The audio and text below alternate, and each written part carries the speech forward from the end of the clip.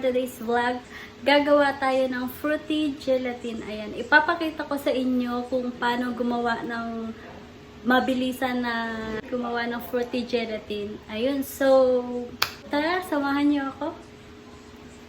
Few moments later. Kailangan guys, para sa fruity gelatin natin, ito, unflavored jelly powder, evap, fruit cocktail, condensed, and then container. Ayun. And then, ang first gagawin natin, since andito naman yung instruction, ayan, how to cook. Yeah, prepare 6 cups of water or 1.5 liters. Ayun, not warm or hot in a casserole. Ayan siya. So, prepare muna tayo ng ano guys, ng tubig. Ayan guys, may kumulo na siya. Ilalagay ko na yung unflavored gulaman. Pinalitan ko yung kulay guys kasi fruity pala yung gagawin ko.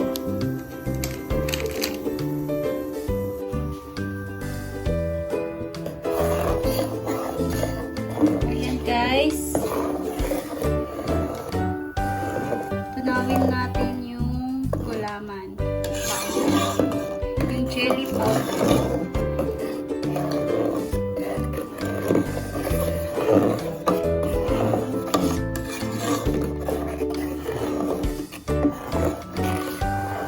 Then after nito guys, papakuluin natin siya. Tapos pwede kayong mag-add ng sugar or milk to para maging matamis, ganun. Pero kasi kami, hindi ko na siya lalagyan ng matamis kasi maglalagay naman kami ng condensed saka evap mamaya. Ayun. Ayan guys, kumulo na siya. So, pwede na natin yung patayin yung apoy. Ayan. And then, pwede na natin siyang ilagay sa container para palamigin.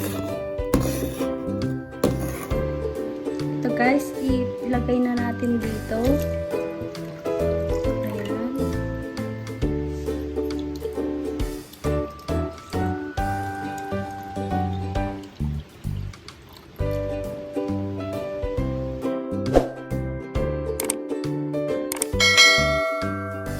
Ayan, ilagay muna natin sa container guys para lumamig.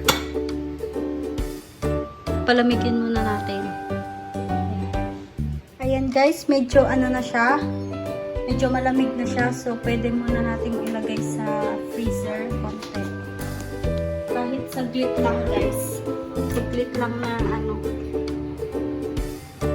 freeze siya. Tapos, dyan lang, dito lang guys. Tapos kahit saglit lang guys, natin mamaya after mga 5 minutes ganun.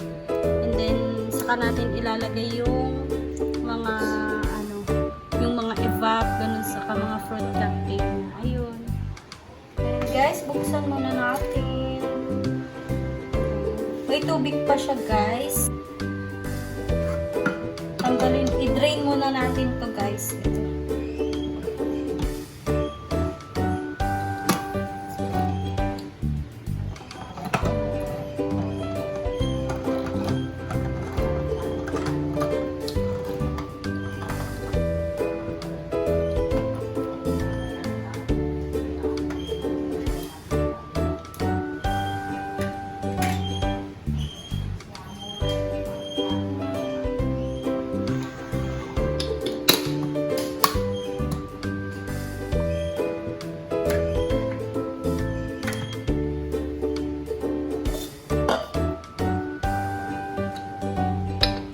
I-drain ko muna to guys.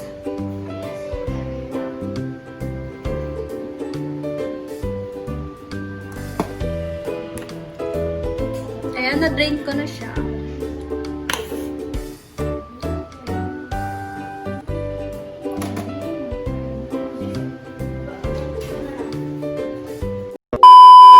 Day 2. Ayan guys, firm na siya. Yung ano natin, yung jelly natin. Ayan. So, ang next gagawin natin is hati-hatiin naman natin siya guys ng cubes. Gawin natin siyang cubes. Ayan.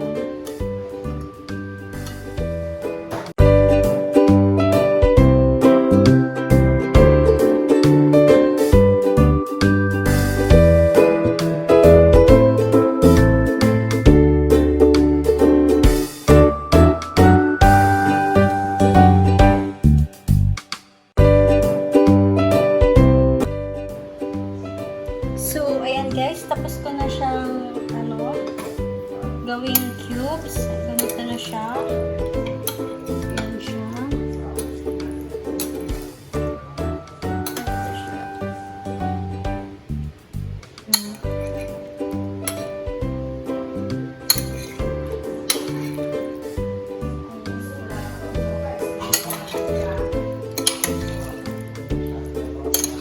Kulay red na to guys kasi yung mga bata yung daw nila kulay red.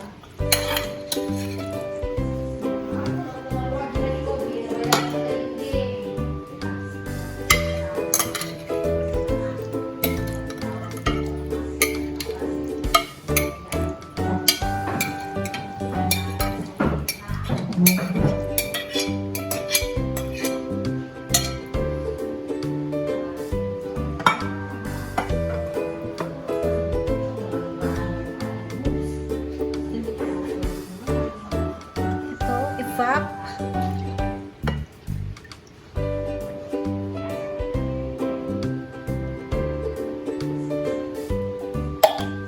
And then condense. Condense natin. Ayan.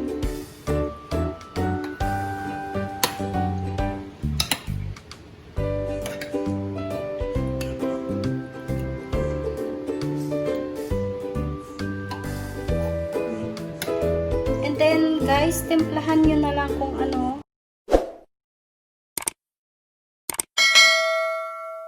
yung sa panlasa nyo. Kung hindi masyadong matamis, ganun. Ayan. Depende na lang sa inyo kung gusto nyo ng sobrang matamis. Tapos yung mild lang. Ganun. Ayan. And then, yung fruit cocktail natin. Ayan.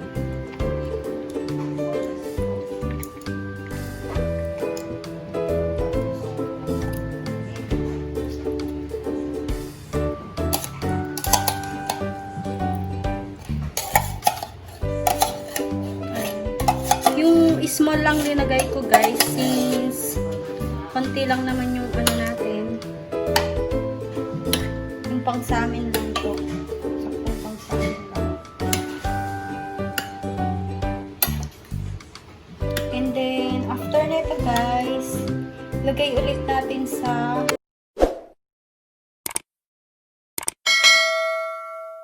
chiller lang guys, wag sa freezer.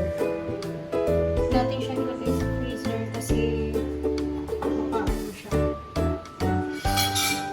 Mag-freeze. Wala siya. Ayan siya guys. Ito na yun guys. Ayan, di ba? Ang dali lang niyang gawin. So, kung hindi pa kayo nakapag-subscribe, subscribe na po.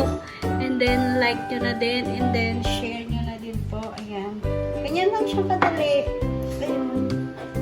Meron pa siyang natira guys.